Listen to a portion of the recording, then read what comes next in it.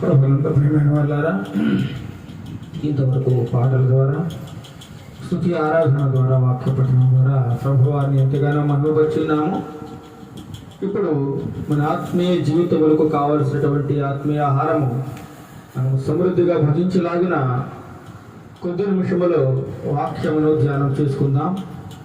ప్రార్థనతో ఈ యొక్క వాక్యమును ప్రారంభించుకుందాం. మమ్మల్ని అతిమికులుగా ప్రేమిస్తున్న మా ప్రియ తండ్రి, నీకు వందనాలు, స్తోత్రాలు చేస్తున్నాం నాయన. ఇంతవరకు జరిగిన ఆరాధనలో మీరున్నారని మేము నమ్ముచున్నాం ప్రభా. మా స్తుతులు యందు మీరు తండ్రి ప్రభా మా మధ్యలో మా స్తుతులను గాయకుంటూ మీరున్నారని మేము నమ్ముచున్నాం. ఇప్పుడు ఈ వాక్యం ధ్యానిస్తూ ఉండగా తండ్రి ప్రభా మాట్లాడేది నేను కాదు కానీ మీరే నాలో ఉండి మాట్లాడమని, నీ వాక్యపు వెలుగులోంచి అనేకమైన విషయములను మాకు అందరికీ బోధించమని, వినగల చెవులను గ్రహించగలిగే హృదయమును ప్రతి బిడ్డకు దయచేయమని, ఈ వాక్యం వృధా కాకుండా ప్రతి ఒక్క హృదయంలో తండ్రి ప్రభ ఫలించడానికి నీ కృపా సహాయం దయచేయమని నజరేయుడైన యేసుక్రీస్తు నామమున అడిగి ప్రార్థిస్తున్నాం తండ్రి, ఆమేన్. ఆమేన్. ప్రభువునందు ప్రియమైన వాళ్ళారా, ఈరోజు మన వాక్య ధ్యానాంశం ఏమనగా, క్రింది వాటిని కాక పైనున్న వాటినే వెదకుడి. చెప్పండి అందరు చెప్ప. క్రింది వాటిని కాక పైనున్న వాటినే వెదకుడి. క్రింది వాటిని కాక పైనున్న వాటిని వెదకాలట. అసలు కిందే ఉంది, పైనేముంది? దేవుడు కిందన్న ఎదకమంటున్నాడు, కిందన్న ఎదకమంటున్నాడా లేక పైనున్న వాటిని వెదకమంటున్నాడా? వేటిని మనం కావాలి? ఏమి మనకు అవసరమైనది? ఏది మనకు ప్రాముఖ్యమైనది? కిందన్నవి ప్రాముఖ్యమైనవా లేక పైనన్నవే మనకు ప్రాముఖ్యమైనవా అనేటువంటి విషయాలని మనం ఈరోజు వాక్యపు పరిశీలనలో నుంచి మనం తెలుసుకుందాం. క్రింది వాటిని కాక పైనున్న వాటిని వెదకుడి అని దేవుడు సెలవిస్తూ ఉన్నాడు. క్రింద అనగా క్రింద చాలా ఉన్నాయండి. క్రింద అంటే ఆకాశం క్రింద ఏముంది? ఆకాశం క్రింద ఏముంది? భూమి. భూమి క్రింది భాగము. ఈ భూమి మీద చాలా ఉన్నాయట. చాలా అంటే క్రింద అందమైన లోకం ఉంది, మంచి సుందరమైన ఇండ్లు, ఏమంటే పచ్చని ప్రకృతి, నదులు, సెలయేరులు, సముద్రాలు, ఇంకా ఆస్తుపాస్తులు, స్థిరాస్తులు, చరాస్తులు, ఇంకా బంగారము, నగలు, కార్లు, బంగళాలు, అందమైన భార్య, పిల్లలు, ఇంకా బంధాలు, బంధుత్వాలు, బాంధవ్యాలు, ఏమంటే తల్లిదండ్రులు, స్నేహితులు, ఇంకా విలాసవంతమైన జీవితము, ఆహ్లాదకరమైనటువంటి ప్రకృతి సంబంధమైన ఎన్నో ప్రదేశాలు, రంగురంగుల ఎన్నో ప్రపంచంలోని వింతలు, విశేషాలు, ఇలా ఎన్నో భూమి మీద ఉన్నాయండి. ఎన్నో చాలా ఉన్నాయి. ఇంకా మనం చెప్పుకుంటూ పోతే ఈ క్రింద చాలా ఉన్నాయి. ఇవన్నీ కూడా క్రింద ఉండేవిట. క్రింద ఉండేవి, ఈ భూమి మీద ఉండేవి మనం ఇంతవరకు మనం చెప్పుకుంటా ఉన్నాం. అయితే ఇక్కడ దేవుని వాక్యంలో దేవుడు ఏం మాట్లాడుతున్నాడంటే, క్రింది వాటిని కాక పైనున్న వాటిని వెదుకుడి అంటున్నాడు. కింద ఉన్నవి మీకు అంత ప్రాముఖ్యమైనవి ఏమి కాదు, పైన ఉన్నవే మీకు చాలా ప్రాముఖ్యమైనవి అని దేవుడు సెలవిస్తా ఉన్నాడు. ఈరోజు మనకి చాలా మంది అనుకుంటున్నారు క్రింద ఉన్నవే మనకు శాశ్వతమైనవి, ఇదే మన జీవితం అని చాలా మంది భ్రమలో బ్రతుకుతా ఉన్నారు. భ్రమలో సుఖంగా జీవించడం, నచ్చినట్లుగా జీవించడం, నచ్చిన ఆహారం తినడం, ఇష్టం వచ్చినట్లుగా బ్రతకడం అనుకుంటూ ఇదే జీవితం అనుకుంటున్నారు చాలా మంది. పైనే ఉంది, అంతా పైన అంతా శూన్యమే కదా, అంతా అనుభవించాల్సింది అంతా క్రింద ఉంది కదా, పైన ఆకాశం తప్ప ఇంకేముంది? శూన్యం, పైన ఏమీ లేదు, అసలైందంతా కింద ఉంది అని అందరూ అనుకుంటూ చాలా మోసపోతూ ఉన్నారండి. చాలా మోసపోతూ ఉన్నారు. అనుభవించేదంతా, బ్రతుకంతా భూమి మీదే ఉంది కదా, ఇక్కడ ఉండగానే కదా మనం అన్ని అనుభవించాలి. సుఖమైన, సంతోషమైన, ఆనందమైన, దుఃఖమైన ప్రతి ఒక్కటి కూడా భూమి మీద కదా అనుభవించాలి. పైన ఉంది, పైన అంటారు. లైఫ్ ఉంది ఎందుకు? జీవితాన్ని దేవుడు ఎందుకు ఇచ్చాడు? చక్కగా ఎంజాయ్ చేయడానికే కదా, చక్కగా ఆనందించడానికే కదా, చక్కగా మనకు నచ్చినట్లు బ్రతకడానికే కదా అని చాలా మంది భ్రమలో బ్రతికేస్తా ఉన్నారు. భ్రమ అలాగే అనుకుని బ్రతికినంత కాలం ఇది నాది, అది నాది, ఈ ఆస్తి నాది, ఈ భూమి నాది, ఈ బంగారం నాది, ఈ వస్తువులు నావి అని అనుకుంటూ హాయిగా బ్రతికేస్తా ఉన్నాడు. పైన ఏమీ లేదు, ఉన్నదంతా క్రిందే ఉంది అనుకుని ఎంతో కష్టపడి ఏమండి అన్నీ సమకూర్చుకొని ఎంతో సంపాదించుకుని ఉన్నంతకాలం హాయిగా అనుభవించి తింటూ త్రాగుతూ విలాసవంతంగా బ్రతుకుతూ చనిపోతూ ఉన్నారు నిత్యము కొన్ని కోట్ల మంది, లక్షల మంది. ఇంకేముంది? ఇంతే కదా జీవితం, ఇంతే కదా జీవితం, ఇదే కదా బ్రతుకు అనుకుంటా ఉన్నారు. అలా జీవిస్తూనే బ్రతికినంత కాలం బ్రతికి ఈ లోకాన్ని విడిచిపోయి వెళ్ళిపోతా ఉన్నారు. పైన ఇంకేముంది అనుభవించడానికి? పైన ఏముంది జీవించడానికి? ఇక్కడే కదా అంతా అనుభవించడం అనుకుంటూ చనిపోతూ ఉన్నవారు ఎంతో మంది ఉన్నారండి. లోకంలో అందరూ అన్ని వెతుకుతూ ఉంటారట, అసలైన దాన్ని తప్ప అన్ని వెతుకుతారు. ఈ లోకంలో ఈ భూమి మీద ఉన్న వారిని ప్రతి ఒక్కటి వెతుకుతూ ఉంటారు. అక్కడేముంది, ఇక్కడేముంది, ప్రతి ఒక్కటి తెలుసుకోవాలి, వెతకాలి, చూడాలి అనేటువంటి ఆశతో ఉంటారు. కానీ అసలైంది పైన ఉన్నది, పైన వెతకాలి. ఇక్కడ ఉన్నదంతా భ్రమ అనేటువంటి విషయాన్ని మర్చిపోతా ఉన్నారు. ఉపయోగకరమైన దాన్ని వెతకడం లేదు, నిరుపయోగకరమైనది, నాశనమైపోయేదాన్ని నిత్యము మానవుడు వెతుకుతూ ఉన్నాడు. ఇదంతా ఒక మాయ, ఒక భ్రమ అనే ఒక భ్రమలో బ్రతుకుతూ ఉన్నాడు. ఇది శాశ్వతం కాదు, ఈ క్రింద ఉన్నవన్నీ శాశ్వతం కాదు అనే సంగతిని పూర్తిగా మర్చిపోతా ఉన్నాడు మానవుడు. మర్చిపోయి హాయిగా, ఆనందంగా, సుఖంగా బ్రతికేస్తా ఉన్నాడు, ధైర్యంగా బ్రతుకుతూ ఉన్నాడు. నా అనుకున్న వారంతా భూలోకంలో ఉన్నారు, నా ఆస్తిపాస్తులన్నీ భూలోకంలో ఉన్నాయి, అనుభవించేది, ఆస్వాదించేది అంతా భూలోకంలోనే తప్ప పైనే ముందే శూన్యం అని అనుకుంటూ చాలా మంది జీవిస్తూ ఉన్నారు. ఒకరోజు ధనవంతుడు కూడా అలాగే జీవించాడు. ధనవంతుడు మనందరికీ తెలుసు, పరిశుద్ధ గ్రంథంలో దేవుడు రాయించాడు.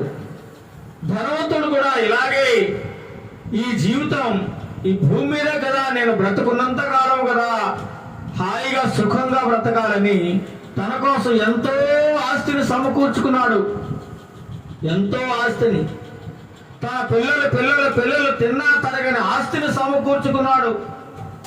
పేరు ప్రఖ్యాతులు సమకూర్చుకున్నాడు, ధనధాన్యాదులు సమకూర్చుకున్నాడు, బంగ్లాలు, కార్లు, ఎంతో విలాసవంతమైన జీవితాన్ని అనుభవిస్తూ ఉన్నాడు. పంచభక్ష పరమాన్నాలు భుజిస్తూ ఉన్నాడు. అతనికి కష్టం అంటే ఏమిటో తెలియకుండా ఈ లోకములో ధనవంతుడైన వాడు హాయిగా బ్రతుకుతా ఉన్నాడు. ఇదే జీవితం అనుకున్నాడు, ఈ జీవితం శాశ్వతం అనుకున్నాడు.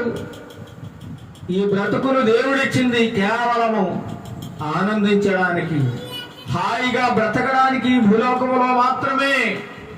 పైన ఇంకేమీ లేదు, పైన ఏముంది? శూన్యం తప్ప, ఖాళీ ప్రదేశం తప్ప. కింద ఉంది సుఖంగా అనుభవించడానికి. ప్రకృతిలో ఎన్నో సమకూర్చుకున్నాడు, తనకు నచ్చిన తిండి తింటున్నాడు, నచ్చిన బట్ట కట్టుకుంటున్నాడు, విలాసవంతంగా బ్రతుకుతూ హాయిగా అనుకుంటా ఉన్నాడు. ఒకరోజు తన ప్రాణంతో, ప్రాణమా తిను, త్రాగు, సుఖించు, అనేక సంవత్సరాలకు సరిపడా నీకు ఆస్తిని నేను సమకూర్చి పెట్టాను, నీకేమీ దిగులు లేదు, నీకేమి చింత లేదు ప్రాణమా, హాయిగా ఉండు, ప్రశాంతంగా బ్రతికేయి. ఎంతకాలం బ్రతుకుతావో అంతకాలం హాయిగా బ్రతికేయి. ఈ లోకంలో ఈ జీవితాన్ని దేవుడిచ్చింది కేవలం హాయిగా గడిపేయడానికి మాత్రమే, ఈ లోకంలో ఎంజాయ్ చేయడానికి మాత్రమే, ఈ లోకంలో సుఖంగా జీవించడానికి మాత్రమే అనుకుని ధనవంతుడు విర్రవీగుతూ తన ఆస్తిని, తన అంతస్తుని, తన హోదాని చూసి మురిసిపోతూ తన ప్రాణంతో చక్కగా మాట్లాడుకుంటా ఉన్నాడండి. పైన ఇంకేమీ లేదు అనుకుంటా ఉన్నాడు. కానీ ఒకరోజు దేవుడు తనతో మాట్లాడుతున్నాడు. ఓ వెర్రివాడా, ఓ పిచ్చివాడా, ఈ రాత్రి నీ ప్రాణం తీసుకుంటా ఉన్నాను. ఈ రాత్రి కాల సమయంలో నీ ప్రాణం పోతుంది. నువ్వు సంపాదించిన ఆస్తిపాస్తులన్నీ ఏమైపోతాయి, నీ బంగ్లాలు ఏమైపోతాయి, నీ కారు ఏమైపోతుంది, నీ ఇల్లు ఏమైపోతుంది, నీ ధనధాన్యాలు ఏమైపోతున్నాయి. నువ్వు ఎంతో కష్టపడి సంపాదించుకున్నటువంటి ఈ ఆస్తిపాస్తులన్నీ ఎవరి పాలవుతాయో నీకు తెలుసా? ఈ ప్రాణము నీది నీది అంటూ విర్రవీగుతూ నీకు నచ్చినట్లుగా బ్రతుకుతున్నావు. అందుచేతనే ఈ రాత్రి ఇవన్నీ అనుభవించకుండానే ఈ రాత్రి నీ ప్రాణాన్ని తీసుకుంటా ఉన్నాను. ఇదే లోకము, ఇదే నా జీవితం అని ఎంతో మురిసిపోయావు. ఇక పైన ఏముందలే అనుకుంటూ ఉన్నావు. ఈ రాత్రి కాల సమయంలోనే నీ జీవితం ముగిసిపోతా ఉంది భూలోకంలో అని దేవుడు మాట్లాడుతూ ఉన్నాడు. ధనవంతుడు చనిపోయాడు, ప్రాణం పోయింది, పైకి వెళ్ళాడు. పైకి వెళ్ళిన తర్వాత దేవుడు ధనవంతుడు చేసినటువంటి భయంకరమైన కార్యములను గురించి, తన జీవితాన్ని గురించి దేవుడు అతను ఎక్కడ పంపించాడండి? నరకంలోకి ప్రవేశపెట్టాడు. అతన్ని నరకంలో, పరలోకంలో ప్రవేశించాడు. అతను కోల్పోయాడు. పైన ఏముందో చనిపోయి తన ఆత్మ పైకి వెళ్ళిన తర్వాత తెలిసి వచ్చింది ఆ ధనవంతుడికి. అయ్యో, అప్పుడు ఆ నరకంలో యాతన పడుతూ భయంకరమైన బాధ అనుభవిస్తూ ఆ మంటల్లో కాలిపోతూ చావలేక బ్రతకలేక ఎంతో వేదన పడుతూ మాట్లాడుతున్నాడు. అయ్యో, ఈ భూలోకంలో అదే సుఖం అనుకున్నాను, అదే జీవితం అనుకున్నాను, పైన ఇంకేమీ లేదనుకున్నాను. అయ్యో, ఇక్కడ పైన పరలోకము, నరకము అన్నటువంటి రెండున్నాయనే సంగతిని మర్చిపోయాను. అసలైన జీవితం పైనుంది కదా, పైనుంది కదా అనే విషయాన్ని మర్చిపోయి నేను ఈ లోకంలో నాకు ఇష్టం వచ్చినట్లు బ్రతికాను. ఈ లోకంలో నా జీవితాన్ని చాలా వృధాగా గడిపానని నరకంలోకి వెళ్ళిన తర్వాత ఎంతో బాధపడుతున్నాడండి. ఏమైనా ప్రయోజనం ఉందా? ఏమాత్రం ప్రయోజనం లేదు, ఏమాత్రం ప్రయోజనం లేదండి. కింద లోకాన్ని విడిచిపెట్టి పై లోకానికి వెళ్ళిన తర్వాత అర్థమైంది అతనికి అంతా పైనుందని, పైనుందని, కింద ఏమీ లేదని. అక్కడికి వెళ్ళిన తర్వాత కానీ మనకు అర్థం లేదు. నరకంలో యాతన పడతా ఉన్నాడు. అయ్యా, నాకు భూలోకంలో సహోదరులు ఉన్నారు, వారు కూడా తమ ఇష్టానుసారంగా బ్రతుకుతూ ఉన్నారు లోకములో. అదే జీవితము, అదే జీవితం, ఆ రంగుల ప్రపంచంలో హాయిగా సుఖంగా బ్రతుకుతూ ఉన్నారు. వారు కూడా చనిపోయిన తర్వాత ఇక్కడికి వచ్చేస్తారేమో. అయ్యా, నన్ను పంపించు, వారికి నేను చెప్తాను, మృతుల్లో నుండి ఒకడు లేచి వెళ్తే వాళ్ళు నమ్ముతారేమో అని ప్రభువారిని వేడుకుంటూ ఉన్నప్పుడు ప్రభు అన్నాడు, ఇక నీ జీవితం అయిపోయిందిరా బాబు, ఇక్కడికి మళ్ళీ నీకు భూలోకానికి వెళ్ళే అవకాశం లేదు. భూలోకంలో నీకు ఒక మంచి గొప్ప అవకాశం ఇచ్చాను, కానీ దాన్ని నువ్వు ఉపయోగించుకోలేదు. క్రిందున్నదంతా నాకు మంచి సుఖము, సంతోషం, ఆనందం ఇక్కడే ఉంది. భూలోకంలో తప్పక పైనేముంది అనుభవించడానికని నీ ఇష్టానుసారంగా బ్రతికావు. ఎంతో మంది వాక్యాన్ని బోధించాలని వినలేదు, దేవుని మాటలు వినలేదు. నీ ధనాన్ని చూసి, నీ డబ్బును చూసి, నీ అంతస్తును చూసి, హోదాన్ని చూసి ఎంతగానో మురిసిపోతూ గర్విస్తూ జీవించావు. ఇక నీ పని అయిపోయింది అన్నాడు దేవుడు. ఒక్కసారి నరకంలోకి వెళ్ళిన తర్వాత మళ్ళీ భూలోకంలో రావడానికి లేదు, నరకంలోంచి పరలోకంలోకి వెళ్ళడానికి కూడా అవకాశం లేదండి. అందుచేతనే భూమి మీద ఉండగానే మనం డిసైడ్ చేసుకోవాలి ఎక్కడికి వెళ్ళాలో. ఏది కావాలో మన భూమి మీద ఈ జీవితం ఉండగానే, ఈ బ్రతుకు ఉండగానే మనం తెలుసుకోవాలి. అందుచేతన దేవుడు మనతో వాక్యంతో మాట్లాడుతున్నాడు. కొలస్సీయులకు రాసిన పత్రిక 3వ అధ్యాయము 1వ వచనం నుండి చదవండి కొన్ని వచనాలు. మీరు క్రీస్తుతో కూడా లేపబడిన వారైతే పైనున్న వాటినే వెదకుడి. ఏం వెదకమంటున్నాడు? పైనున్న వాటినే వెదకుడి. మీరు యేసు క్రీస్తుతో కూడా లేపబడినట్లయితే ఈ లోకంలో నీ ఇష్టానుసారంగా బ్రతికేశావు, నీకు నచ్చినట్లుగా బ్రతికేశావు, నీవు కోరుకున్నట్లు బ్రతికావు. ఇప్పుడు ఈ వాక్యము నీ చెవిలో పడింది. ఈ వాక్యము విని నీ బ్రతుకు మార్చుకున్నట్లయితే ఆయనతో కూడా నువ్వు క్రీస్తుతో లేపబడిన వాడు. ఈ పాపం అనే జీవితానికి సమాధి చేసి, పాపం అనే జీవితాన్ని పూర్తిగా తొలగించుకొని యేసుక్రీస్తు వారితో నువ్వు లేపబడిన వాడుగా ఉండాలి. ఆయనలో నూతనముగా నువ్వు అంటు కట్టబడిన వాడిగా ఉండాలి. ఈ లోకానికి సమాధి కట్టేయాలి. పాప జీవితాన్ని పూర్తిగా విడిచిపెట్టాలి. రక్షణ యేసులోనే ఉంది కాబట్టి, ఆయనే పునరుత్థానుడైన దేవుడు కాబట్టి, ఆయనే నిజమైన దేవుడు కాబట్టి, ఆయన మాత్రమే రక్షించగల సమర్థుడు కాబట్టి, ఆయనతో కూడా మనం లేపబడిన వారిగా ఉన్నట్లయితే, ఆయనలో మనము పాలివారముగా, ఆయనతో సహవాసము చేసిన వారముగా ఉన్నట్లయితే, ఆయనలో నడిచినట్లయితే నువ్వు ఏం వెతకాలి? పైనున్న వాటినే వెతకాలి తప్ప క్రిందున్న వాటిని నువ్వు చూడొద్దు. చాలా మంది ఈ లోకములో కింద కింద ఏముందో అని వెతుకుతా ఉన్నాడు. కింద అంతా కిందే, ఇక పైన మనకు అవసరం లేదు. ఒక మనిషి అంటుంటాడు, ఒక ఆయన, బ్రతుకంతా కింద ఉంది కదండి, అందరూ పరలోకం అంటారు, నరకం అంటారు, ఇదంతా నాకు నమ్మబుద్ధిగా లేదు. దేవుడు మనందరికీ చక్కగా ఈ ప్రకృతిని ప్రసాదించాడు, చక్కగా అనుభవించమన్నాడు, ఎంజాయ్ చేయమన్నాడు. బతికినాడు సుఖంగా బ్రతికే, సచ్చిన తర్వాత ఎక్కడ పోతాం ఎవరికి తెలుసు. అందుకని భూలోకంలో ఉండగానే మనం ఏది తినాలో తినేయాలి, ఏది చెయ్యాలో చేసేయాలి, ఏది త్రాగాలో త్రాగేయాలి. చచ్చినాక ఎక్కడికి వెళ్తామో మనకు తెలియదు కాబట్టి బతుకుండగా మనం మన ఇష్టం వచ్చినట్లు బ్రతకాలంటున్నాడు.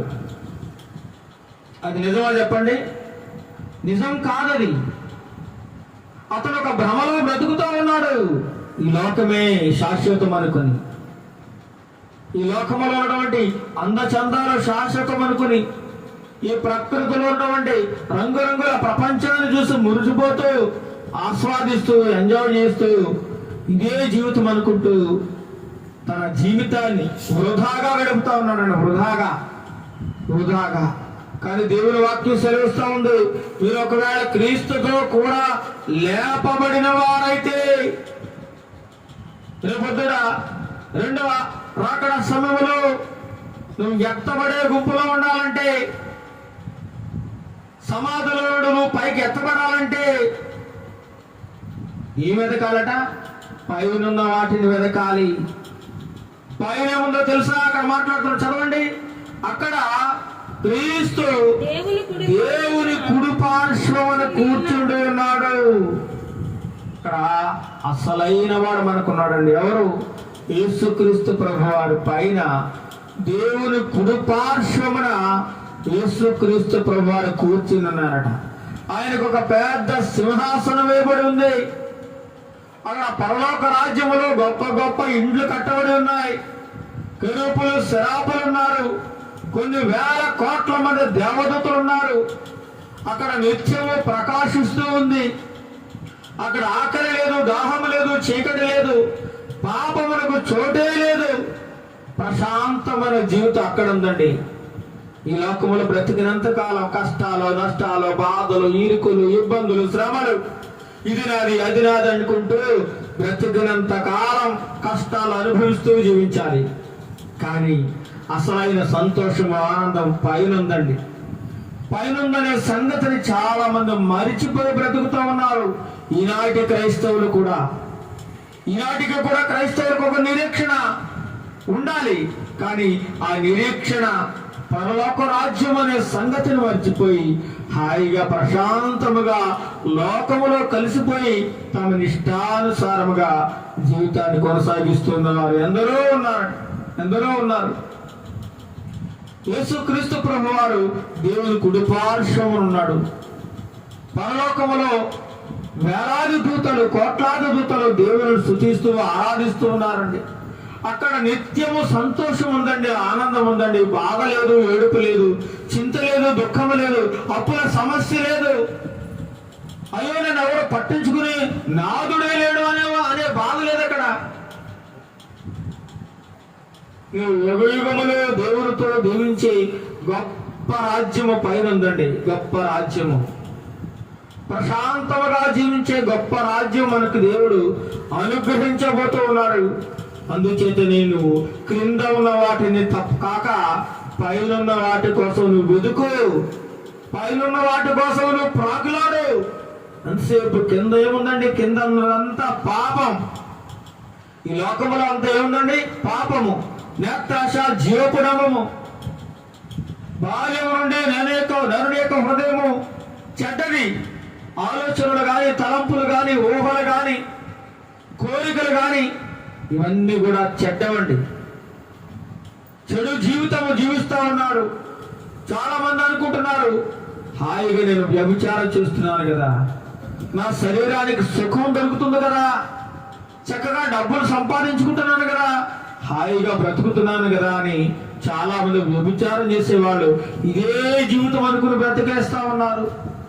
కొంతమంది త్రాగుబోతులు, నేను త్రాగితే నేను హాయిగా ఈ జీవితాన్ని గడిపేస్తాను కదా, ఈ జీవితం ఇచ్చింది దేవుడు త్రాగడానికే కదా, త్రాగితే నా బ్రతుకు చక్కగా హాయిగా ఉంటుంది కదా, ఎంతో సంతోషంగా ఉంటుంది కదా అని చెప్పి చాలా మంది తమ జీవితాన్ని నాశనం చేసుకుంటా ఉన్నారు. కొంతమంది రకరకాల పాపము అలవాట్లలో పడిపోయి తమ జీవితాన్ని వృధాగా గడిపేస్తా ఉన్నారు. ఈ లోకంలో హాయిగా బ్రతికేయాలి, సుఖంగా బ్రతికేయాలి. నాకు ఎవరైనా పెడుతున్నాడా? నేను కష్టపడుతున్నాను, నేను తింటున్నాను, నేను తాగుతాను, నా ఇష్టం, నాకెవడు చెప్పేది ఏంటి? పైన ఏముంటే నాకేం అవసరం లేదు, కింద నేను బతికినంతకాలం నేను బతుకుతాను, చస్తే పోతాను అన్న టైపులో చాలా మంది బ్రతికేస్తూ ఉన్నారండి. ఈ జీవితం విలువ ఏమాత్రము తెలియకుండా బ్రతుకుతూ ఉన్నారు.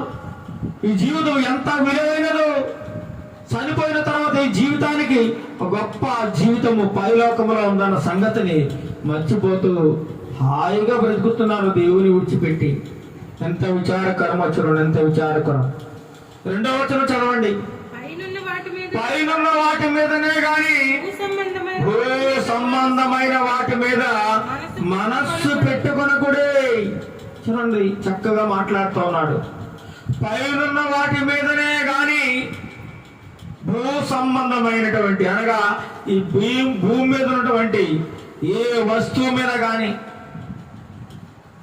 ఎటువంటి ఆస్తిపాస్తుల మీద కానీ, ఎటువంటి బంగారం నగల మీద కానీ, ఎటువంటి స్థిరాస్తుల మీద కానీ, ఐశ్వర్యం మీద కానీ, అందం మీద కానీ, అంతస్తుల మీద కానీ, ఈ లోకములో ఉన్నటువంటి రంగురంగుల ప్రపంచంలో ఉన్నటువంటి వింతల విశేషాల మీద కానీ నువ్వు మనస్సు పెట్టుకోకు. చివరికి నీ తోబుట్టువుల మీద కానీ, నీ బంధువుల మీద కానీ, నీ అక్క చెల్లెల మీద కానీ, అన్నదమ్ముల మీద కానీ, నీ తల్లిదండ్రుల మీద కానీ, నీ భార్య పిల్లల మీద కానీ మనస్సు పెట్టుకోకు. వాళ్ళు ఎవరు నీతో రారు, నీతో ఏది రాదు. నువ్వు దిగంబరిగా తల్లి గర్భము నుండి ఏ విధంగా అయితే వచ్చావో అదే విధంగా మళ్ళీ వెళ్ళిపోవాల్సిన అవసరం ఒక రోజు వస్తుంది. అందుచేతనే ఈ భూమి మీద ఉన్న దాన్ని దేన్ని నమ్ముకోకు. ఏది శాశ్వతం కాదు, ఏది నీతో రాదు. అసలైనది పైన ఉంది. అందుచేతనే పైన వాటిని వెతుకు. పైన ఏంటండి? పరలోక రాజ్యము. చెప్పండి అందరూ, పరలోక రాజ్యము. భూమి మీద ఏముందండి? దుఃఖము, విచారము. పేదలైతే కష్టపడుతూ ఎంతో యాతన పడుతూ జీవిస్తూ ఉంటారు ఈ భూలోకములో. అదే ధనవంతులైతే విలాసంగా జీవిస్తారు తప్ప అంతకు మించి ఏమీ లేదు ఈ భూలోకంలో. కానీ యుగయుగములు ఆనందంగా, శాశ్వతంగా, ప్రశాంతంగా జీవించే లోకము, ఒక మహావైభవంతో జీవించే లోకము, యుగయుగములో జీవించే లోకము పైనుందనే సంగతిని మనం ఎన్నడూ మర్చిపోకూడదని ఇక్కడ దేవుని వాక్యంలో సెలవిస్తూ ఉన్నాడు. భూ సంబంధమైన వాటి మీద దేని మీద మీరు మనస్సు పెట్టుకోవద్దు. నీ పిల్లలు నమ్ముకుంటున్నావా? ఏదో ఒక రోజు నీ పిల్లలు నిన్ను అనాథగా విడిచి వెళ్ళిపోతారు. నీ బంధువులు నమ్ముకుంటున్నావా? నీ ఆస్తి అయిపోగానే వారందరూ నిన్ను విడిచి వెళ్ళిపోతారు. నీ భార్య నమ్ముకుంటున్నావా? ఏదో ఒక రోజు నీ భార్య నిన్ను విడిచి వెళ్ళిపోతుంది. ఏది శాశ్వతం కాదండి, ఏది శాశ్వతం కాదు. అందుచేతనే భూ సంబంధమైన వాటి మీద దేని మీద మనసు పెట్టుకోవద్దు. ఎలాగైనా మీరు మృతి పొందుతిరి. ఏమైపోయామట మనం? మృతి పొందినాం. వీటిలో చచ్చిపోవాలట, పాపములో చచ్చిపోవాలి, అబద్ధాలు ఆటంలో చచ్చిపోవాలి, బూతులు ఆటంలో చచ్చిపోవాలి, వ్యభిచారం చేయడంలో చచ్చిపోవాలి, త్రాగుడులో చచ్చిపోవాలి, భయంకరమైన పాపముల విషయంలో చచ్చిపోయి ఏం చేయాలి? మన జీవము యేసుక్రీస్తుతో ఉంది కాబట్టి దేవుడిలో మనం దాచబడాలి. ఎక్కడ దాచబడాలండి? ఈ లోకంలో భూమి మీద ఏది దాచుకున్నా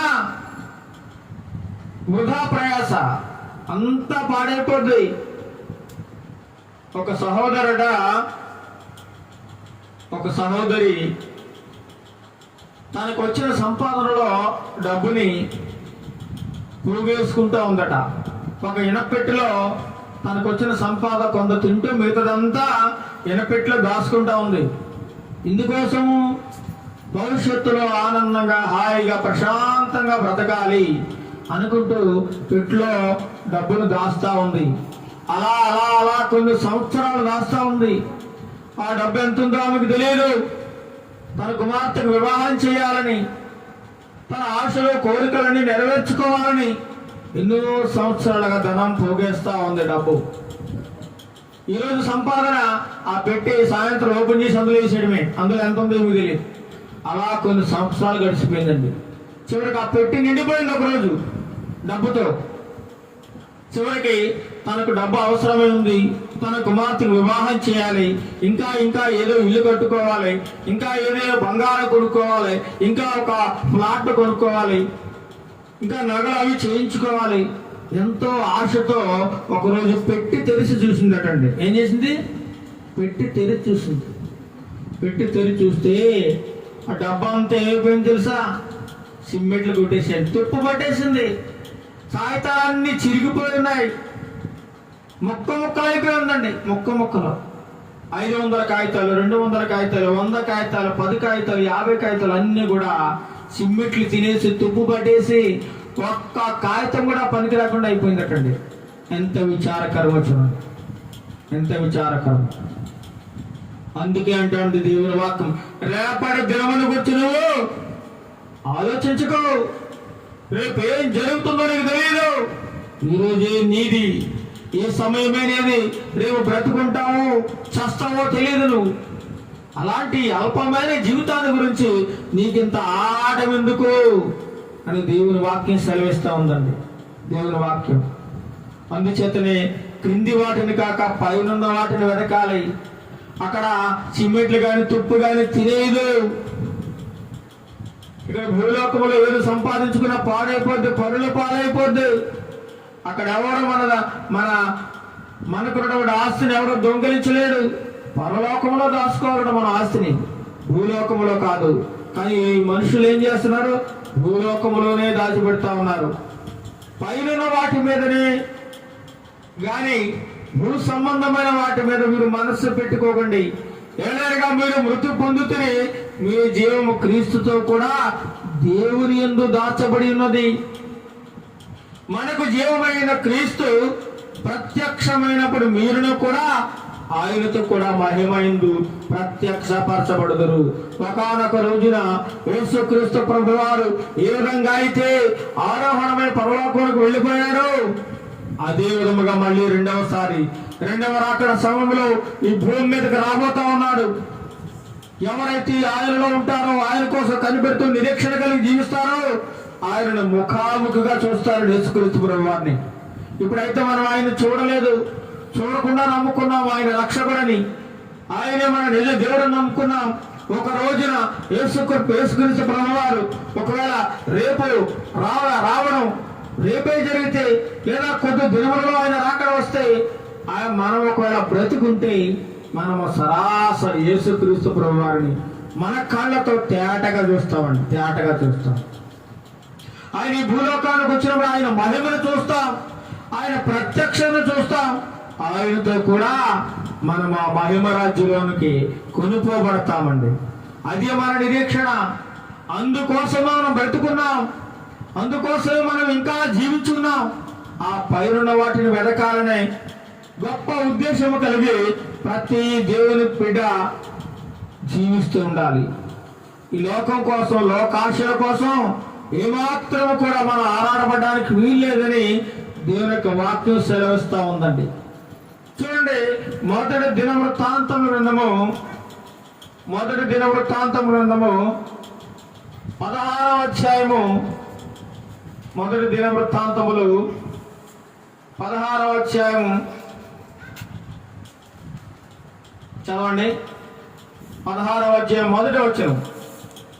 మొదటి దినవృత్తాంతములు గ్రంథము 16వ అధ్యాయము. ఈ ప్రకారము దేవుని మందసమును తీసుకొని వచ్చి దావీదు దాని కొరకు వేయించిన గుడారము నడుమను దాన్ని ఉంచి దేవుని సన్నిధిని దహన బలులను సమాధాన బలులను అర్పించింది. చూడండి, ఇక్కడ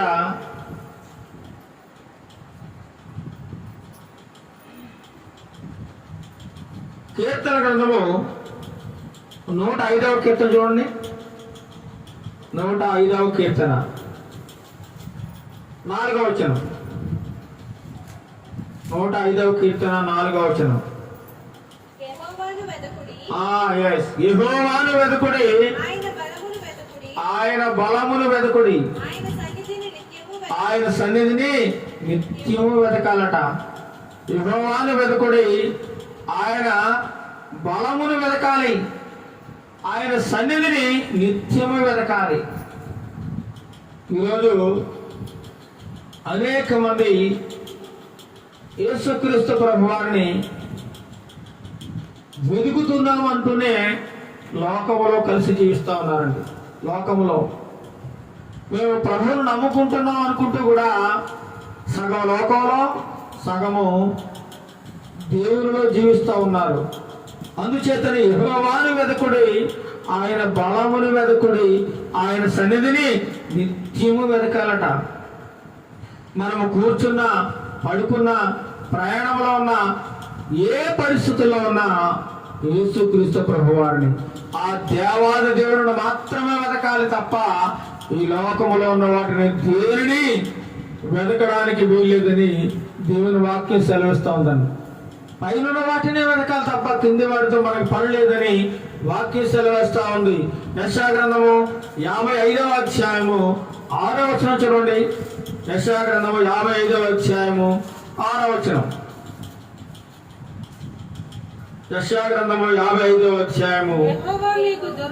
యెహోవా మీకు దొరుకు కాలమునందు ఆయనను వెదకుడి, ఆయన సమీపములో ఉండగా ఆయన వేడుకొనుడి. ధనవంతుడు భూలోకములో ఉండగా దేవుణ్ణి వెతకడం మానేసేటండి. చాలా మందికి చూడండి, అన్నీ ఉన్నాయనుకోండి, అన్నీ ప్రతి ఒక్కటి ఏ వస్తువు కూడా కొదువు లేకుండా అన్ని తనకు మానవుడికి ఏది కావాల్సిందో అన్నీ ఉన్నాయనుకోండి, ఇంకా అలాంటి వాడికి దేవుడితో పని లేదు.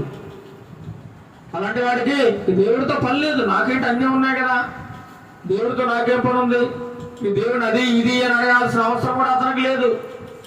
ఈ దేవుడు వెతకాల్సిన అవసరం లేదు. కానీ ఈ భూలోకంలో జీవించి ఉండగానే దేవుని వెతకాలని దేవుని వాక్యం సెలవిస్తూ ఉంది. చనిపోయిన తర్వాత నువ్వు ఏమి వెతికినా నీకేం దొరకదు. అందుకే దేవుడు మీకు దొరికే కాలమే ఇది. దేవుని వాక్యం ఇప్పుడు ప్రకటించబడతా ఉంది. కొద్ది కాలానికి వాక్యం ప్రకటించే వారు ఉండరు, వాక్యం బోధించే వారు ఉండరు. ఎందుకంటే అంత్యకాలంలో అపాయకరమైన దేవుల్లో ఉన్నాం. వాక్యాన్ని కనుమరుగు చేయాలని, ఈ బైబిల్ గ్రంథాన్ని లేకుండా చేయాలని, అసలు క్రైస్తవులే లేకుండా చేయాలని సాతానుడు ఎంతగానో ప్రయత్నాలు చేస్తా ఉన్నాడు. అందుచేతనే ఈ వాక్యం మన హృదయంలో భద్రంగా ఉంచుకోవాలి. మన హృదయమైన పలక మీద ప్రతి వచనాన్ని కూడా వ్రాసి పెట్టుకుని ఉంచుకోవాలట, వ్రాసి పెట్టుకుని ఉంచుకోవాలి. ఇలా నీకు వాక్యం బోధించే వారు కూడా ఉండరు రాబోయే కాలంలో. నీకు దేవుడు ఎప్పుడైతే దొరుకుతున్నాడో అప్పుడే నువ్వు వెతుకు. నువ్వు బ్రతకుండగానే వెతుకు. యెహోవా మీకు దొరుకు కాలమునుందే ఆయనను వెతకండి. ఆయన మీకు సమీపంలో ఉండగానే ఆయన వేడుకోండి. మీ బాధలు, మీ కష్టాలు ఆయనకి చెప్పుకోండి. మీ పరిస్థితులన్నీ ఆయనకి మొరపెట్టుకోండి. మీ పాప జీవితాన్ని ఈ లోకంలో విడిచిపెట్టండి. ఇంతకాలము మన ఇష్టానుసారంగా బ్రతికేశాం, మనకు నచ్చినట్లుగా బ్రతికేశాం. ఇకనైనా మార్పు చెంది, మారు మనసు పొంది మన జీవితాన్ని ప్రభువుకు అప్పగించుకుంటే ఆ దేవాది దేవుడు తన నిత్య రాజ్యములు, పరలోక రాజ్యములు మన కోసం కట్టబడినటువంటి ఒక సుందరమైన గృహాన్ని మన సొంతం చేయబడే రోజు ఒక రోజు వస్తుందండి. ఈ లోకంలో ఉన్న ఇల్లు శాశ్వతం కాదు. ప్రభుత్వం వారు ఎన్నో ఇళ్ళు పేద పంచిపెడతా ఉన్నారు, అది కూడా శాశ్వతం కాదు. ఏదో ఒక రోజు అది కూడా విడిచిపెట్టి వెళ్ళిపోవాలి. మన కోసం దేవుడు ఒక బంగారు గృహాన్ని, హాయిగా ప్రశాంతంగా జీవించే ఒక గృహాన్ని పరలోకంలో కట్టాడండి. ఆ గృహాన్ని సొంతం చేసుకోవాలంటే దేవుడు మనకు దొరికే కాలంలోనే ఆయన వెతికి గట్టిగా ఆయన పట్టుకోవాలి, ఆయన వాక్యాన్ని పట్టుకోవాలి. ఆయన సమీపంలో ఉండగానే ఆయనకు ప్రార్థన చేయాలి. చనిపోయిన తర్వాత ఇక ఏమాత్రం ప్రయోజనం ఉండదు. ఏదో ప్లేస్లోకి వెళ్ళిపోతాం. ఒకటే పరలోకమైనా వెళతాం, లేదా నరకమైనా వెళ్ళిపోతాం. ఈ రెండు ప్లేసుల్లో ఏదో ఒక ప్లేస్లో మానవుడు ఉంటాడనమాట. నిత్యము జీవించి ఉంటాడు తప్ప ఈ ఆత్మకు చావు లేదు. పరలోకములు అయితే ప్రశాంతంగా యుగయుగములు జీవించే అవకాశం ఉంటుంది. నరకములు అయితే కూడా యాతన పడుతూ భయంకరమైన వేదన అనుభవిస్తూ యుగయుగములు జీవించే అవకాశం ఉంది. అక్కడ కూడా చనిపోడండి, బాధ అనుభవిస్తూనే ఉంటాడు. యుగయుగములు కాలుతూ ఉంటాడు. అగ్ని ఆరదు, పురుగు చావదు, పండ్లు పటపట కొరుకుతూ ఉంటాడట. అయ్యో, నన్ను ఎవరు కాపాడతారు, ఎవరు రక్షిస్తారు? భూలోకములో పలానా దేవుని సేవకుడు గొంతి చించుకుని అరుస్తుంటే, దేవుని వాక్యం బోధిస్తుంటే ఏమాత్రం నేను వినలేదే, ఎగతాళి చేశానే, ఏమాత్రం అంగీకరించలేదే అని అక్కడికి వెళ్ళిన తర్వాత బాధపడతాడండి. ఏమాత్రం ప్రయోజనం ఉండదండి, ఏమాత్రం ప్రయోజనం ఉండదు. అందుచేతనే కిందున్న వాటిని కాక పైనున్న వాటిని వెతకాలి, పైన నిత్య రాజ్యాన్ని వెతకాలి. దేవుడు మనకు దొరికే కాలంలో ఆయన వెతకాలి. ఆయన సమీపంలో ఉన్న సమయంలో ఆయనకు ప్రార్థన చేయాలి. ఆయన మన ప్రార్థన వింటాడు. ప్రభువా నేను పాపిని అనగానే వెంటనే ఆయన క్షమించడానికి సిద్ధముగా ఉన్నాడు. క్షమించే మనస్సు, గొప్ప జాలి గల దేవుడు, ప్రేమ గల దేవుడు. ఈ లోకంలో ఎవరు కూడా మన పాపాలను తీసివేయలేడండి. ఈ లోకంలో అనేక మంది పాపము చేసిన వారిని శిక్షించడానికి ఉన్నారు. ఈ కోర్టులు కానీ, న్యాయస్థానాలు కానీ, లేదా పోలీస్ స్టేషన్లు కానీ ఎవరైనా నేరం చేస్తే వాడిని శిక్షిస్తాయి. కానీ దేవాది దేవుడు నేరం చేసిన, భయంకరమైన పాపము చేసిన, ప్రభువా నేను పాపిని, నన్ను క్షమించు నాయన, ఇక మొదటి పాపము చేయను అని నువ్వు గాని ఒక్క మాట అనగలిగితే దేవుడు ఈ క్షణమే నిన్ను క్షమించడానికి ఆయన సిద్ధముగా ఉన్నాడు. నీ పాపాలంతా తీసివేయడానికి ఆయన సిద్ధముగా ఉన్నాడు. మరి నువ్వు ఇష్టపడుతున్నావా? ఆయనను రక్షకుడిగా అంగీకరించడానికి నువ్వు తీర్మానం చేసుకుంటూ ఉన్నావా? ఎంతో కాలంగా ప్రభువు నమ్ముకున్నాను అనుకుంటూ, సంఘానికి వెళుతున్నానని అనుకుంటూ, పాటలు పాడుతూ భక్తి జీవితాన్ని కొనసాగిస్తూ ఇంకా లోకంలో నువ్వు జీవిస్తూ ఉంటే పైనున్న వాటిని నువ్వు కోల్పోయే ప్రమాదం ఉంది. కిందున్న వాటిని ఇదే నువ్వు శాశ్వతానికి నమ్ముకొని పైనున్న వాటిని నిర్లక్ష్యం చేస్తే నీ జీవితము అంధకారములోనికి నరకములోనికి వెళ్ళిపోయే రోజు ఒకటి ఉందని నీకు తెలుసా? ఒకవేళ తెలియకపోతే ఈ వాక్యం ఉంటున్న నీవు ఈ క్షణమే తెలుసుకోని దేవుడి నుండి హెచ్చరిస్తూ ఉన్నాడు వాక్యంతో. చూడండి, జెఫన్యా గ్రంథము 2వ అధ్యాయము 3వ వచనం. జెఫన్యా గ్రంథము 2వ అధ్యాయము 3వ వచనం చదవండి త్వరగా. జెఫన్యా గ్రంథము 2వ అధ్యాయము 3వ వచనం.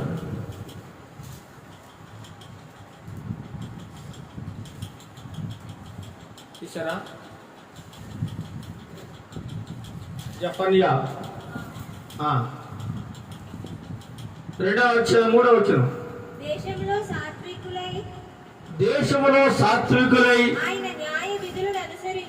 ఆయన న్యాయ విధులను అనుసరించు సమస్త దీనులారా యెహోవాను వెదకుడి. నువ్వు దేవుని వెదకాలి. ఎవరు వెదకాలి? దేవుని వెదకాలి. నువ్వు సురక్షితముగా ఉండాలంటే నువ్వు ఆయన సన్నిధిలో దాచబడాలి. ఆయన సన్నిధిలో సురక్షితంగా ఉండాలంటే నువ్వు దేవుని వెదకాలి. నీ మీదకి దేవుని ఉగ్రత రాకుండా ఉండాలంటే, దేవుని కోపము నీ మీద రగులుకోకముందే, నీ పాపమునకు నువ్వు శిక్ష పడకముందే నువ్వు ఆ దేవుని తెలుసుకోవాలి. ఉగ్రత నువ్వు దాచబడాలంటే ఆయన నువ్వు తప్పనిసరిగా ఈ రోజే వెదకాలి. ఈ క్షణమందే ఆయన సొంత రక్షకునిగా అంగీకరించి నీ పాపములను విడిచిపెట్టి ప్రభువైన తండ్రి కుమార పరిశుద్ధాత్మ నామములో బాప్తిస్మం పొందుకున్నట్లయితే ఇప్పుడే నీవు ఆయన కుమారుడుగా, ఆయన కుమార్తెగా స్వీకరించబడతావు. మత్తయి సువార్త 6వ అధ్యాయము 33వ వచనం. మత్తయి సువార్త 6వ అధ్యాయము 33వ వచనంలో కూడా మనం ఏం వెదకాలో అక్కడ వ్రాయబడి ఉంది. ఏం వెదకాలట?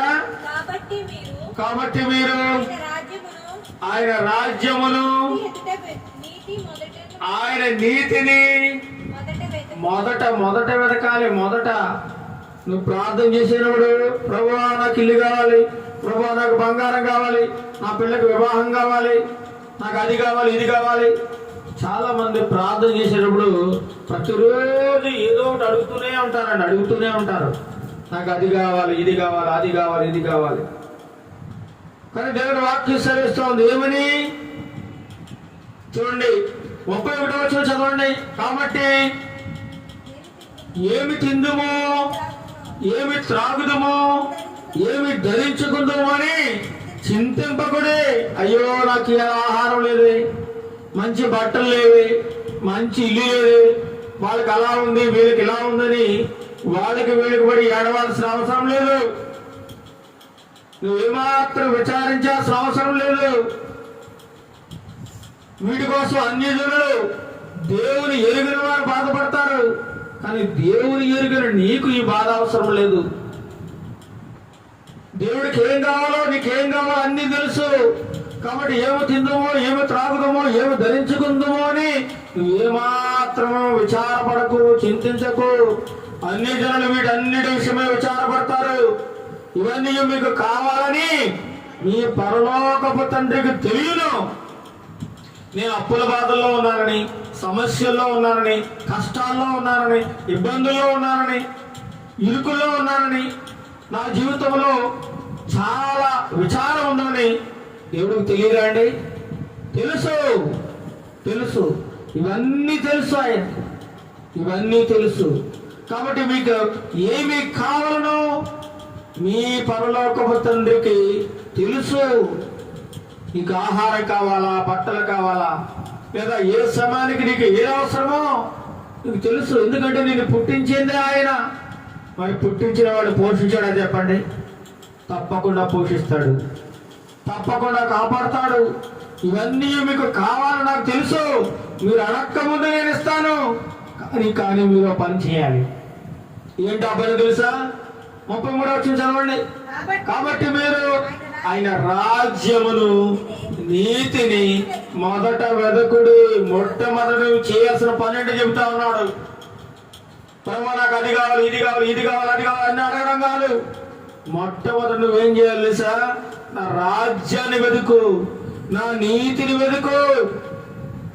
చాలా మంది ఈ రోజుల్లో చాలా మంది క్రైస్తవులు అక్కడ స్వస్థతలు జరుగుతున్నాయంటే పారిపోతా ఉన్నారండి, తండోపతండాలు. పెద్దాపురంలో స్వస్థత జరుగుతున్నాయంటే 7 రోజులు వెళ్ళిపోతా ఉన్నారు. ఎంత విచారకరమో చూడండి. అక్కడైనా స్వస్థత, ఇక్కడ జరగదా? ఎక్కడైనా జరుగుతుంది స్వస్థత. ఏ సంఘంలో ఉన్నా దేవుడు నిన్ను స్వస్థపరచగలడు. దేవుడు సర్వాంతర్యామి, ప్రతి చోట ఉన్నాడు. కొంతమంది ఏమో మేరీ మాత గుడికి వెళ్తూ ఉంటారు, కొంతమంది ఇంకా ఇంకా రకరకాల స్వస్థత సాలకు వెళ్తా ఉన్నారు, సువార్త స్వస్థత సభలకు వెళ్తా ఉన్నారు. చాలా క్రైస్తవులను చాలా మంది సేవకులు ఈనాడు మోసం చేస్తూ ఉన్నారండి. నా దగ్గరికి రండి, నాలో గొప్ప మహిమ ఉంది, నా దగ్గరికి వస్తే స్వస్థత కలుగుతుంది మీకు అని చెప్పి చాలా మంది విశ్వాసులని సంఘాల నుంచి లాక్కుంటూ డబ్బు సంపాదించుకుంటా ఉన్నారు. డబ్బు సంపాదించుకోవడానికి ఒక ప్లాన్ వేస్తా ఉన్నారండి. నా దగ్గర స్వస్థతలు అద్భుతాలు జరుగుతూ ఉన్నాయి, నా దగ్గరికి వచ్చిన వాళ్ళకి సంతానం కలుగుతుంది, నా దగ్గరికి వచ్చిన వాళ్ళకి అప్పుల బాధ పోతుంది, నా దగ్గరికి వచ్చిన వాళ్ళకి గృహం వస్తున్నాడు, నా దగ్గరికి వచ్చిన వాళ్ళకి వివాహాలు జరుగుతున్నాయి అని చెప్పి అబద్ధపు మాటలు, మాయ మాటలు, మోసపూరితమైన మాటలు చెప్పి ఎంతో మంది క్రైస్తవులను ఇతర సంఘాలలోంచి లాగేసుకుని డబ్బు సంపాదనలో పడ్డారండి ఈనాటి సేవకులు. ఎంత విచారకరమో చూడండి. దేవుడు ఏమంటున్నాడు? మొదట రాజ్యాన్ని నీతిని వెతకమంటే ఈ లోకంలో ఉన్న వాటిని అన్నిటినీ వెతుకుతూ ఉన్నారండి. ఒకవేళ నువ్వు భయంకరమైన వ్యాధితో చచ్చిపోయినా సరే నీకు పరలోక రాజ్యాన్ని దేవుడు ఇస్తాడు.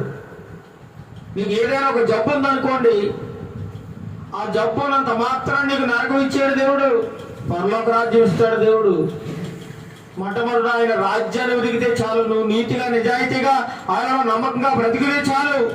నీకున్న వ్యాధి నీకు ఆ యొక్క దేవుని రాజ్యాన్ని ఇవ్వడం మానేయదు, అడ్డు కూడా కాదు అది నీ వ్యాధి.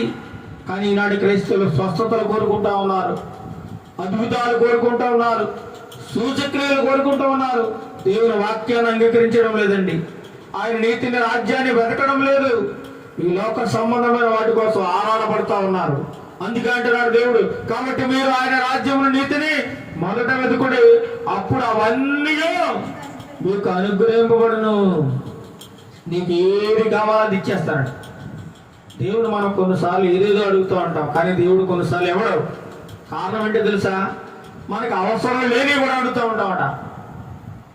ఒకసారి ఒక వ్యక్తి దేవుని ప్రార్థన చేస్తా ఉన్నాడట, ప్రభువా నాకు ఒక పెద్ద కారు కావాలి. ఏం కారు? పెద్ద కారు కావాలి అంటే దేవుడు ఏం చేశారట?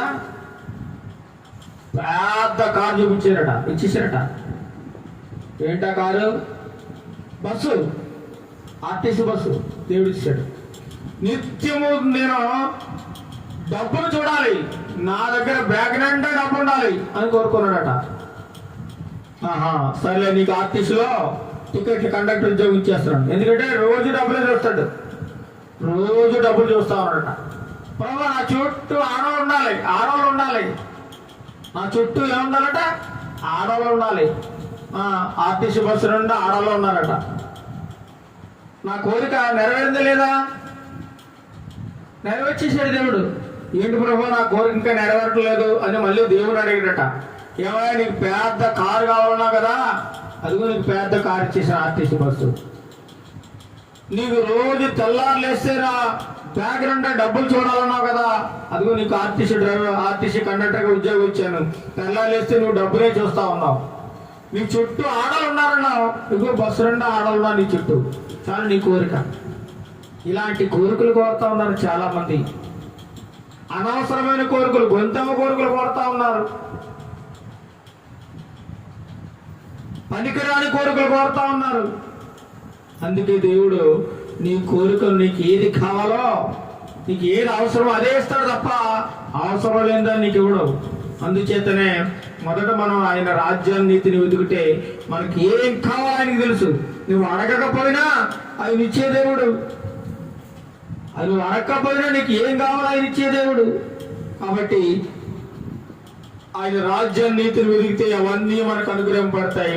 రేపటిని గురించి చింతింపకుడి, రేపటి దినము దాని సంగతులను గురించి చింతించును. ఏనాటికీడు ఆనాటికే చాలట. ఈరోజు బ్రతుకున్నామంటే దేవుని కృప. ప్రార్థన చేయాలి, ప్రభువా ఈరోజు నన్ను సురక్షితంగా ఈ జీవితాన్ని ఇచ్చి ఈ లోకంలో బ్రతికించడానికి వందనాలు. రేపటి దినం మళ్ళీ రేపు, ఈ రోజు దారాలే తప్ప చాలా ఇశ్రాయేలు కూడా ప్రతిరోజు వారికి మన్నా ఇస్తా ఉన్నాడు. మీరు రేపు దాచుకోకుండా రోజు మీకు పెడతారు ఆహారం, మంచి ఆహారం పైనుంచి పడతా ఉంటుంది మన్నా వాళ్ళకి. తినండి, మీరు సమృద్ధిగా ఎంత తింటారు మీరు మీ పిల్లలు తినండి, కానీ దాచుకోకుండా అని చెప్పాడు. వాళ్ళేం చేశారు, తిన్నంత తిని కొంత దాచుకునేవారు. మనుషులు బుద్ధి అంతా చెడ్డ బుద్ధి. రేపుడుకో రేపు వస్తాదో రాదో, దేవుడు ఇస్తాడో ఇవ్వడం దేవుడి మీదే అనుమానం వాళ్ళకి. అలా వాళ్ళ గిన్నెల్లో కొంత దాచుకునేవారు. దాచుకుని ఆ రాత్రి దాసులు పొద్దున తిందామని చూస్తే అదంతా కుళ్ళిపోయి పురుగులు పెట్టేదటండి. మన్నా కుళ్ళిపోయి పురుగులు. అందుచేతనే మనకి ఏమి కావలసిన దేవునికి తెలుసు కాబట్టి మనకు ఆయన తప్పకుండా దయచేస్తాడు. మత్తయి సువార్త 7వ అధ్యాయం 7వ వచనం చదవండి. మత్తయి సువార్త 7వ అధ్యాయం 7వ వచనం. అడుగుడే మీకు ఇవ్వబడును, అడగండి అంతే.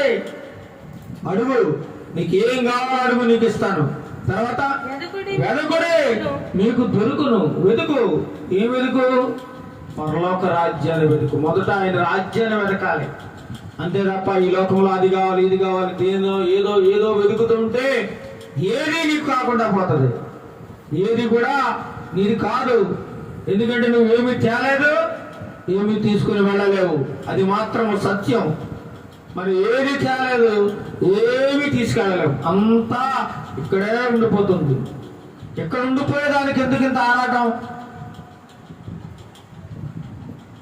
మనతో కూడా రాని దానికోసం మనకెందుకంత ఆరాటం? మన నిత్యరాజ్యం మనకుంది, మనకు ఒకటి ఉంది. పైనున్న వాటిని వెతకాలి తప్ప క్రిందున్న వాటిని వెతకాల్సిన అవసరం లేదని ఈ రోజు మనకి దేవుడు మనతో మాట్లాడుతూ ఉన్నాడు. లూకాసు వార్త 12వ అధ్యాయము 31వ వచనం. లూకాసు వార్త 12వ అధ్యాయము చివరిగా 31వ వచనం చదువుకుని మనం ముగించుకుందాం. లూకాసు వార్త 12వ అధ్యాయము. మీరైతే ఆయన రాజ్యమును వెదకుడే. ఏం వెదకమంటున్నాడు? రాజ్యం వెదకాలట. ఇక్కడ కూడా అదే వాక్యం 29. ఏమి తిందుమో ఏమి త్రాగుదుమో అని విచారింపకూడే, అనుమానము కలిగి ఉండకూడే. మనిషికి అనుమానం అండి, అనుమానం. దేవుడు రేపు ఇస్తాడా ఎవడా? అడిగితే రేపు నా అప్పు తీరుతుందా తీరదా, నా సమస్య తీరుతుందా తీరదా, చాలా అనుమానం దేవుని మీద. తోమలాగా అనుమానం. చూసి నమ్ముతాం కానీ చూడకుండా నమ్మలేం. చాలా కూడా ఏమి తిందుము ఏమి త్రాగుదాము అని విచారింపకూడి, అనుమానం కలిగి ఉండకూడి. అనుమానం అవసరం లేదు. మనం దేవుడిలో ఉన్నామంటే కష్టమైన నష్టమైన బాధ అయిన ఇరుకైన ఇబ్బంది అయినా దేవుడు మనకు తోడుగా ఉన్నాడు.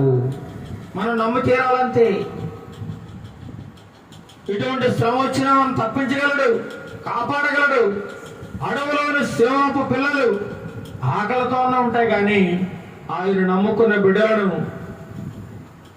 ఆకలి కొననీయుడు, అనాథగా విడిచిపెట్టాడు దేవుడు. అలాంటి గొప్పవాడు. ఈ లోకపు జనులు వీటన్నిటినీ వెతుకురు. ఈ లోకంలో ఉన్న మనుషులు వీటన్నిటి కోసం వెతుకుతూ ఉంటారు. కానీ మనము దేవుని పిల్లలం కాబట్టి, దేవుని బిడ్డలం కాబట్టి ఆయన రాజ్యమును వెతకాలి. అప్పుడు వాటితో కూడా ఆ రాజ్యంతో పాటు మనకి భూలోకములో సుఖంగా బ్రతకడానికి ఏది కావాలో అది కూడా దేవుడు చేస్తారట. చిన్నమందా భయపడుకుడి, మీకు రాజ్యం అనుగ్రహించుటకు మీ తండ్రికి ఇష్టమైనదట. దేవుడు మనకి పరలోక రాజ్యాన్ని ఇవ్వడానికి ఎంతో ఇష్టం కలిగి ఉన్నాడు. ఇష్టంతో మనకు మంచి ఇల్లు కట్టాడు. మనం ఏం చేస్తున్నాం? ఆ మంచిలు వదిలేసి ఈ లోకంలో ఈ 3 నాళ్ళ ముచ్చట మూడు వచ్చడి ఈ లోకంలో జీవితం. ఈ జీవితం కోసం ఆరాటపడుతున్నాం. ఈ లోకంలో శాశ్వతం కాని వాటి కోసం మనం ఆరాటపడుతున్నాం. మీకు రాజ్యం అనుగ్రహించుటకు మీ తండ్రికి ఇష్టమైనది మీకు కలిగిన వాటిని అమ్మి ఏం చేయమంటున్నాడు? ధర్మం చేయండి. ధర్మం దాచుకోకండి, పాడైపోతాయి. దాచుకోకండి, ధర్మం చేయండి. ఎందుకంటే పాతగిలిన సంచులను పరలోకమందు అక్షయమైన ధనమును సంపాదించుకునండి. పరలోకములో మీరు డబ్బు పోగేసుకోండి తప్ప ఈ భూలోకంలో బ్యాంకులు నింపుకోకండి. ఆ బ్యాంకులు ఎవడొకడికి అన్నం వేసేస్తాడు. నీ డబ్బు నీకు రాకుండా పోతుంది. ఎందుకంటే పరలోకంలో దొంగ ఉండడం చిమ్మిడి కొట్టేది. కాబట్టి నీ ధనం పరలోకంలో దాచుకోవాలి. అందుకే చాలా మంది దేవునికి ఇవ్వడానికి చాలా మంది వెనకాడుతూ ఉంటారండి. దేవునికి ఇచ్చే విషయంలో కూడా అమ్మో నేను దేవునికి ఇస్తే ఇంత నాకున్నదంతా ఇచ్చేస్తే నాకో అనుకుంటారు. రేపు పొద్దున్న నేను బతకడానికో అనుకుంటారు. ఒకరోజు ఒక పేద విధవరాలు దేవుని సన్నిధానానికి వచ్చి తనకున్న సమస్తాన్ని ఇచ్చేసిందంట. సమస్తం అంటే ఎంత ఉంది? ఆమెకి ఏమన్నా ఆస్తుపాస్తులో 10 ఎకరాలు ఉందా? లేదు. పోనీ మంచి మేడమిద్దులు, బంగారం, వెండి బంగారాలు, నగలు ఏమైనా ఉన్నాయంటే ఏమీ లేవు. మరి ఆమెకున్న ఆస్తి ఏంటట? 2 కాసులు. 2 కాసులు ఏమీ లేవు. ఇంకా తన ఇంట్లో కూడా ఆ 2 కాసులు కూడా ముడేసుకుని, తన కొంగుని ముడేసుకుని దేవాలయానికి వచ్చింది. అందరూ కానుకలు అర్పించే సమయంలో అందరూ కూడా తమకు 1,00,000 ఉందనుకోండి, 1,000 రూపాయలు వేస్తున్నాడు కానుక. ఒక 10 కోట్లు ఉందనుకో, ఒక 10,000 లేకపోతే ఒక 1,00,000 రూపాయల కానుక వేస్తున్నాడు. అంటే కొంత ఉంచుకొని కొంత వేస్తున్నాడు. తను బ్రతకడానికి, తన జీవనానికి కొంత ఉంచుకొని కొంత దేవునికి ఇస్తున్నాడు. కానీ ఈ పేద విధవరాలు ఏం చేసిందట? ఆ 2 కాసులు వేసేసిందట. రేపు ఏం చేయాలి మరి? రేపు ఆహారం ఎక్కడి నుంచి వస్తుంది? రేపు ఎలా బ్రతకాలి? ఈ 2 కాసులు వేసేస్తే నా బ్రతుకు ఎలాగా? నన్ను పోషించేవారు ఎవరు? నా టీకి ఎలాగా, టిఫిన్కి ఎలాగా, మధ్యాహ్నం భోజనానికి ఎలాగా, రాత్రి భోజనానికి ఎలాగా మనం లెక్కలు వేసుకుంటాం. కానీ ఆవిడ ఏం ఆలోచించలేదు. ఆ పేద విధవరాలు, కొడుకులు లేరు, భర్త లేడు, ఎవరు లేరు, నాన్నవాళ్ళు ఎవరు లేరు, మరి ఎలా బ్రతకాలి అని ఏమాత్రం ఆలోచించకుండా 2 కాసులు పట్టుకెళ్ళి ఆ యొక్క చందా బిడ్డలు వేసేసినట్టు. అప్పుడు యేసుప్రభు వారు జాగ్రత్తగా గమనించి ఆ ఉన్న వాళ్ళందరికీ చెప్తూ ఉన్నాడు, ఈ పేద విధవరాలు మీ అందరికంటే ఎక్కువ దేవుడు కానుకేసింది అంటున్నాడు. ఏంటబ్బా ఆమెకి తినడానికి తిండికి తిగానా లేదు, మాకంటే ఆమె ఎక్కువ వేసిందా అని అందరూ గుసగుసలు ఆడుకుంటా ఉన్నారు. అప్పుడు యేసుప్రభు వారు చెబుతా ఉన్నారు, మీ అందరూ కూడా మీకు కలిగిన దాంట్లోంటి కొద్ది గొప్ప ఇచ్చారు దేవునికి కానుకగా. కానీ ఈ పేద విధవరాలు తనకున్న సమస్తాన్ని అర్పించేసింది. సమస్తాన్ని అర్పించి కేవలము తన రాజ్యం కోసం మాత్రమే ఎదురు చూస్తూ ఉంది అనే గొప్ప విషయాన్ని ప్రభు అక్కడ ఉన్న వారితో పంచుకున్నాడు. ఈ లోకంలో మీరు ధనం సంపాదించుకోవద్దు. చదవండి 34వ వచనం చివరిగా, మీ ధనము ఎక్కడ ఉండును అక్కడనే మీ హృదయము ఉండును. మీ బీరువా నిండా డబ్బు ఉందనుకోండి, మీకు నిద్ర పట్టదు, మీకు మనశ్శాంతి ఉండదు, మీకు నిద్ర కరువైపోతుంది, మీకు రోగాలు వచ్చేస్తాయి, జబ్బులు వచ్చేస్తాయి, మనశ్శాంతి ఉండదు. ఎప్పుడు విచారం, ఆందోళన, అయ్యో డబ్బు ఎవడెత్తుకుపోతాడో, ఏ పిల్లలు అడ్డుకుపోతారో, ఏ భర్త పట్టుకుపోతాడో అని ఇదే మనసు ఉంటుంది. పొద్దున్న లేచిన దగ్గర నుంచి మనం పడుకునేంత వరకు కూడా నిద్ర కూడా పట్టదట డబ్బు ఉంటే. ఈనాడు కూడా చాలా మంది ధనవంతులకి కడుపు నిండా కంటారా నిద్ర లేదండి, నిద్ర లేదు, సరైన భోజనం తినరు, వాళ్ళకి రకరకాల రోగాలు. ఇంకా మనమే పేదవారమైన మనమే చక్కగా కష్టపడుకుని ఆ పూట తిని తృప్తిగా బ్రతుకుతూ ఉన్నాం. కోటేశ్వర్లకు నిద్ర లేదు, మనశ్శాంతి లేదు, రకరకాల భయంకరమైన రోగాలు వచ్చి అర్థాంతరంగా హార్ట్ అటాక్లు చచ్చిపోతూ ఉన్నారండి. వారితో పోల్చుకుంటే మనం చాలా బెటర్ అన్ని విషయాల్లో. అందుచేతనే మీ ధనం ఎక్కడ ఉంటుంది, మీ హృదయం కూడా అక్కడే ఉంటుంది. ధనవంతుడు దేవుని రాజ్యానికి వారసుడు కాదు. పరలోక రాజ్యంలో వాడు ఏ మాత్రం ప్రవేశించే అర్హత లేదని దేవుడు స్పష్టంగా తెలియజేస్తా ఉన్నాడండి.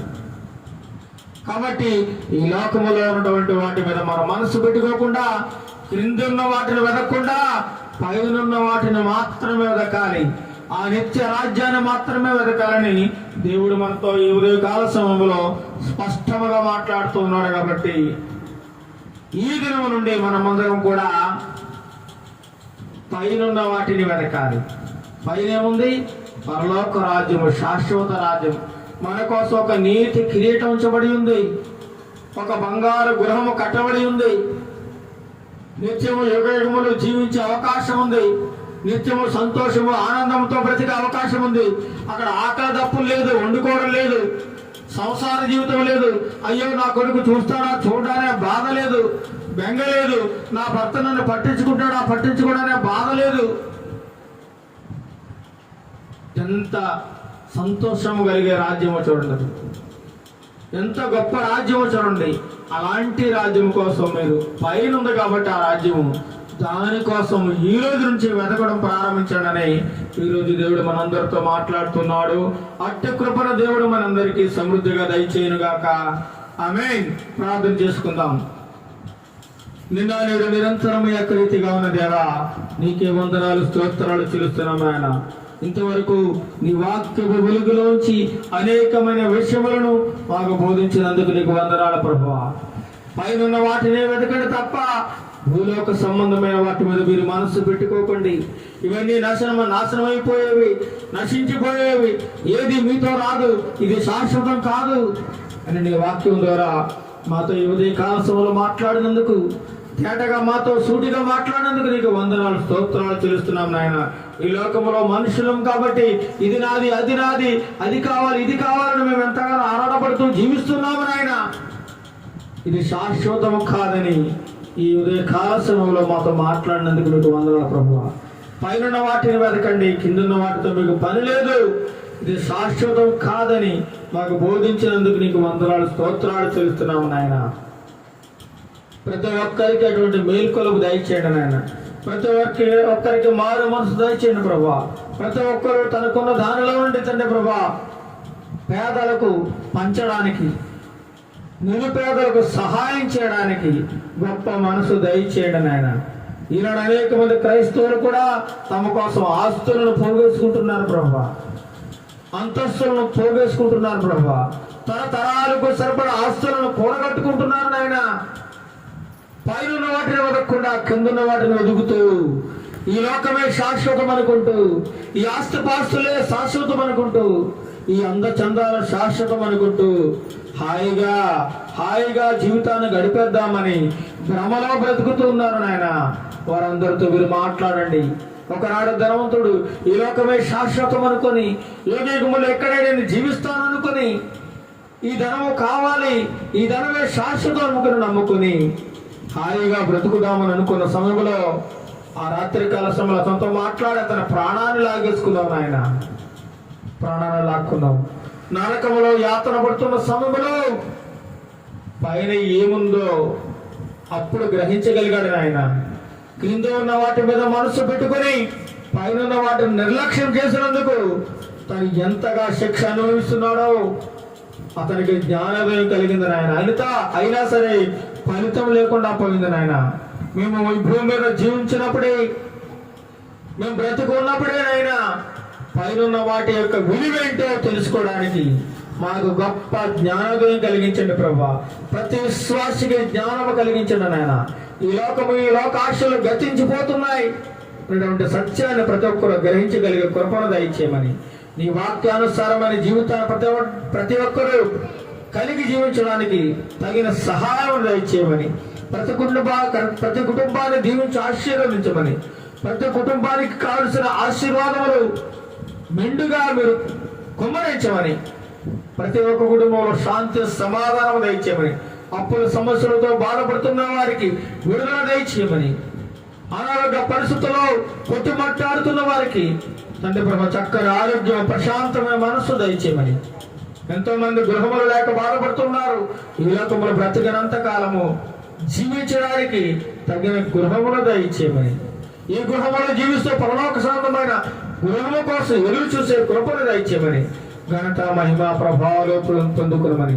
ఇప్పుడు నా అయోగుడినైనా నన్ను నా దీన కుటుంబాన్ని జ్ఞాపకం చేసుకోమని, ఇక్కడ ఉన్న ప్రతి బిడ్డను పేరు పేరున వారిని జ్ఞాపకం చేసుకోమని, వారి జీవితంలో ఎటువంటి తండ్రి ప్రభు నీకు ఇష్టమైన ఆయాస్కరమైన పనులు ఏమైనా ఉన్నాయేమో తీసివేసుకోవడానికి గొప్ప అవకాశం మీరు దయచేయమని, వారి పాపము జీవితాన్ని విడిచిపెట్టడానికి గొప్ప అవకాశం మీరు దయచేయమని, పాపములను క్షమించమని, ఘనత మహిమ ప్రభావాలు మీరే పొందుకోమని నజరేయుడైన యేసుక్రీస్తు నామమున ప్రార్థిస్తున్నాం తండ్రి.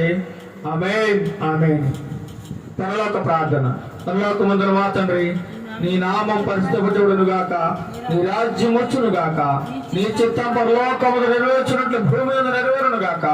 మాకు కావలసిన అనుదినాహారం మాకు దయచేయము. మా రుణస్థులను మేము క్షమించిన ప్రకారం మరణములను క్షమించము. శోధనలను దాకా కీళ్ళను తప్పించము. ఎందుకంటే రాజ్యము బలము మహిమయు నిరంతరము నీవైనావు తండ్రి. ఆమేన్ ఆమేన్.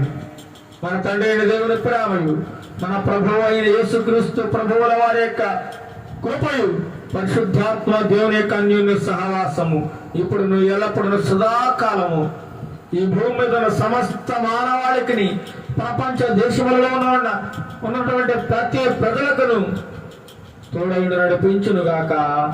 ఆమేన్ ఆమేన్. అందరికీ వందనములు. Praise the lord.